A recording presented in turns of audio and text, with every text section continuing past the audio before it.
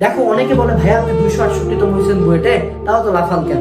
দেখো আমার কিন্তু এই 268তম মানে একটা ফোঁটা খারাপ লাগা নেই। আমি কিন্তু আমার সিচুয়েশন বা আমার অবস্থাটা নিয়ে অনেক হ্যাপি। কেন জানো?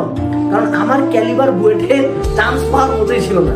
আমি এখনো ফ্রম দ্য ফার্স্ট ডে আমি কিন্তু মুখস্থর উপর বিশ্বাসী।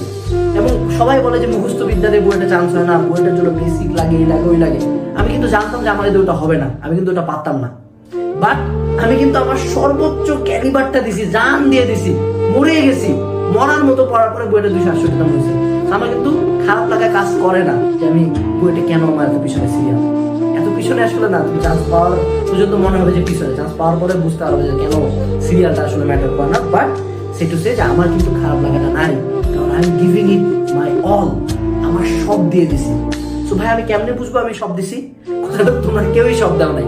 জাস্ট ম্যান, তুমি যদি আমার ভিডিওটা দেখতেছো না, আই ক্যান গ্যারান্টি ইউ তুমি তোমার সব দাও নাই। সব দেওয়ার একটা উদাহরণ দিই আমি তোমাকে বলি। অনেকে আমাকে মসজিদে ভাইয়া 3-4 ঘন্টা ঘুমায়, কিভাবে এত এনার্জেটিক থাকেন? That's very wrong man. কেউ এনার্জেটিক না, আমি এনার্জেটিক ছিলাম না। 3-4 ঘন্টা ঘুমানোর পর আমারও মাথা ব্যথা করতো, আমারও চোখের তলা কালি করতো। আমি এমনই অ্যাবনর্মাল প্রাইভেট পড়ছি, এমনই পড়াশোনা করছি যে আমি অজ্ঞান হয়ে গেছি। নামাজে দাঁড়াইছি, নামাজে দাঁড়িয়ে ধূপ করে পড়ে গেলাম। আমার বাপ মা উঠে গ্লুকোজ খিলাইলো, আমি তারপরে বসে উঠে যাই গ্লুকোজ খাবার করতে বসছি। That's giving eat your all.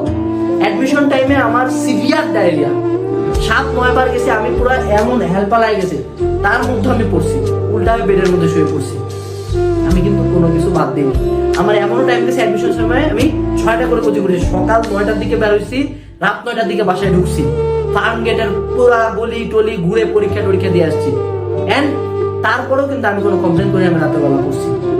Sir ভাই আপনি নিজে খুব পার নিচ্ছেন না, আমি নিজের একটা উদাহরণ দিচ্ছি যে পরিশ্রমটা